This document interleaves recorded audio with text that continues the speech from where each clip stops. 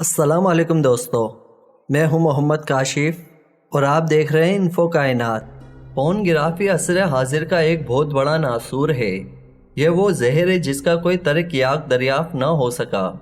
لوگوں کے رویے اور اندازگی اسی کی بدولت جنسی خود غرضی کے بھینچ چڑھے۔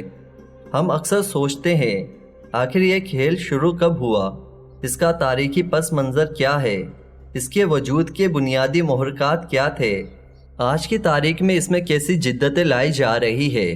تاریخ میں سب سے پہلے پورنوگرافی بطور ہتھیار صلاح الدین ایوبی 1137 سے لے کر 1193 کے دور حکومت میں ہوئی۔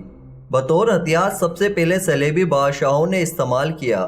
کہانی کچھ یوں ہے کہ صلیبی ہر میدان میں مسلمان نوجوانوں کے ہاتھوں شکست فاش سے سخت پریشان تھے۔ اسلامی افواج صلیبی جمعیت اور متحدہ قوتوں پر بھاری ثابت ہو رہی تھی۔ صلیبیوں کی سوچ کا دھارا اس وقت بدلا جب 1.5 لاکھ مسلمان فوج نے بحیرہ قیانوس کے ساحلوں پر 15 لاکھ صلیبی جنگجو لاشوں کا ڈھیر کر دیے۔ اس موقع پر متحدہ صلیبی فوج کا بادشاہ رونالڈو پھوٹ پھوٹ کر رویا۔ آخر ایک بڑی میٹنگ کا انعقاد ہوا۔ اس میٹنگ میں مسلم اور صلیبی افواج کا موازنہ کیا گیا۔ معلوم ہوا مسلمان رات بھر سجدوں میں روتے ہیں اور دن بھر میدانوں کی للکار ہوتے ہیں۔ ان کے اندر ایک دنیا آباد ہے جسے وہ ایمان کہتے ہیں۔ یہی ایمان انہیں دنیا کے ہر خوف اور ڈر اور لذت پرستی سے بہت اوپر انہیں ایک بہترین جنگجو بنائے رکھتا ہے، جبکہ صلیبی فوجی رات بھر زنا کی محفلوں اور دنیا کے رنگ رلیوں میں مشغول رہتے ہیں۔ لہٰذا دنیا چھوڑ کر ایک نئی جہاں کا خوف انہیں شکست فاش سے دوچار کرتا ہے۔ اس کے علاوہ دوران جنگ مسلمان فوجیوں کی آنکھوں سے جو وحشت ٹپکتی ہے وہ صلیبی قوتوں پر خوف طاری کر دیتی ہے۔ اس کے ساتھ نعرہ تکبیر کی فلک شگاف صدائیں اور مسلمانوں کا اپنی اپنی جگہ پر فولاد بن جانا بھی صلیبیوں کے لیے ایک مسئلہ بن گیا تھا۔ صلیبیوں کی اس تاریخی میٹنگ میں ہرمن نامی انٹیلیجنس آفیسر بھی موجود تھا۔ یہ وہ شخص ہے جس نے صلیبی تاریخ میں مسلمانوں کو سب سے زیادہ نقصان پہنچایا۔ یہ نہایت ہی شاطر اور ذہین و فطن شخص تھا۔ اس نے مسلمان اور صلیبی نوجوان کی نفسیات پر بات کرتے واضح کیا، میری 60 سالہ زندگی کا تجربہ ہے کہ ایک عیاشی پسند وجود کبھی بھی زندگی کے میدان میں بہترین سپاہی نہیں بن سکتا، خصوصاً وہ لوگ جو سیکس کے معاملات میں زیادہ دلچسپی رکھتے ہیں۔ ان کی جسمانی اور روحانی طاقتیں ختم ہو کر رہ جاتی ہے۔ اگر میں مسلم فوج کی بات کروں تو مسلمان فوج میں ایسے نوجوانوں کی اکثریت ہے جو کہ سیکس کی لذت سے یکسر نا آشنا ہے۔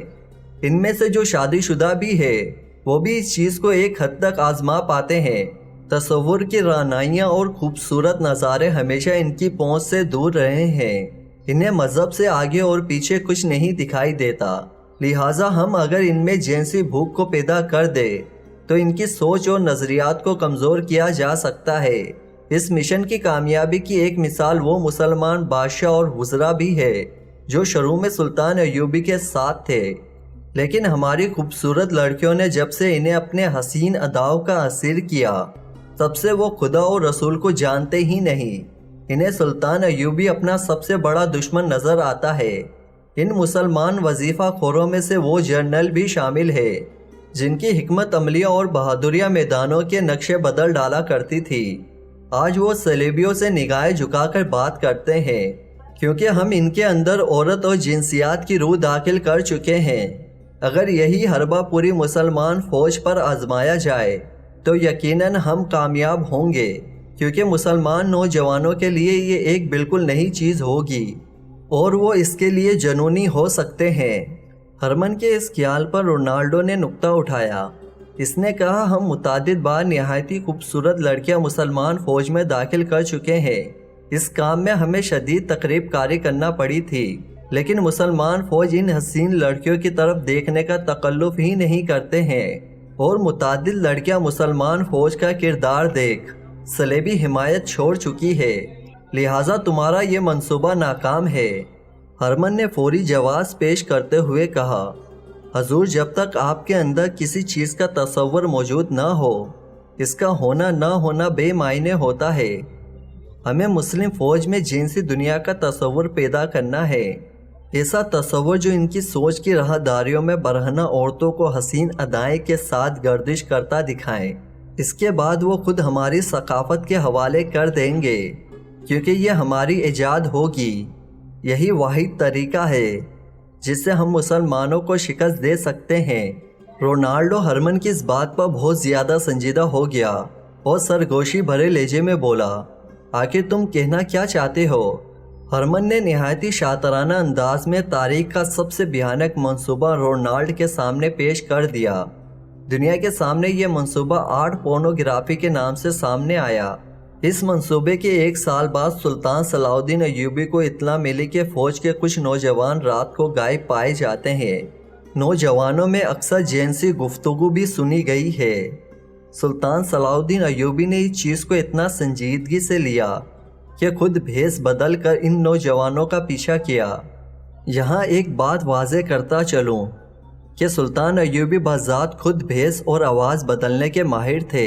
تاریخ میں متعدد بار ان کی ایک دوسری شخصیت کے روپ میں دشمن کے ساتھ ملاقات کی روایات موجود ہے، یہاں تک کہ ایک جنگ میں شکست کے بعد صلیبی اعلیٰ افسر کو سلطان کے سامنے پیش کیا گیا۔ سلطان نے ایک افسر سے پوچھا، رات کو جس شخص سے تم نے کہا تھا میں ایوبی کو اس کی سانس کی مہک سے پہچان سکتا ہوں، بتاؤ وہ کون تھا؟ وہ صلیبی افسر بولا، حضور وہ ایک عربی تاجر تھا جس کی غلط بیانی نے ہمیں آپ کے سامنے لا کھڑا کیا۔ سلطان ایوبی نے مسکراتے ہوئے کہا، وہ میں خود تھا۔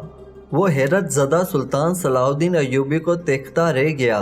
دوستو، فوج کے کچھ نوجوانوں کے پر اصرار حرکتوں پر سلطان ایوبی خود ان کے پیچھے گئے تو معلوم ہوا فوجی قیامگاہ سے کچھ فاصلے پر ایک قافلہ رکا ہے جو بظاہر مسلمان ہے، لیکن ان کے پاس پیش تصاویر کے کچھ نمونے موجود ہیں۔ جب سلطان نے وہ تصاویر دیکھی تو دنگ رہ گئے۔ ان میں ایسی منظر کشی کی گئی تھی کہ کوئی بھی نوجوان سیکس کے لیے جنونی ہو سکتا تھا۔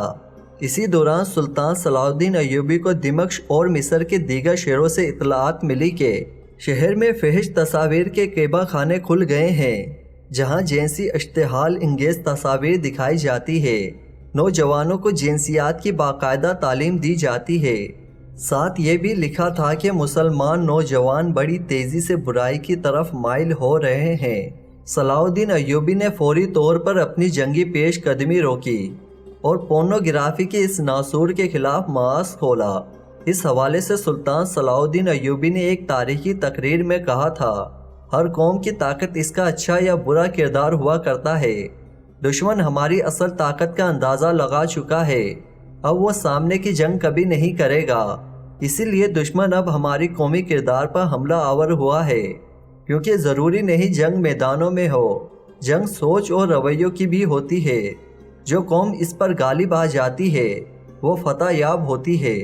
صلیبی انٹیلیجنس آفیسر ہرمن ایک نہایتی ذہین اور شاطر انسان تھا۔ اگر آپ پوری صلیبی تاریخ کا مطالعہ کریں تو آپ کو یہ شخص پوری تاریخ میں چھایا ہوا نظر آئے گا۔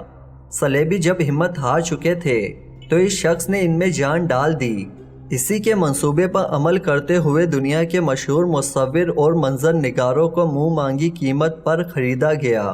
ان سے ایسی فحش تصویر کشی کروائی گئی کہ دیکھ کر نظریں ہٹانا مشکل ہو جاتا تھا۔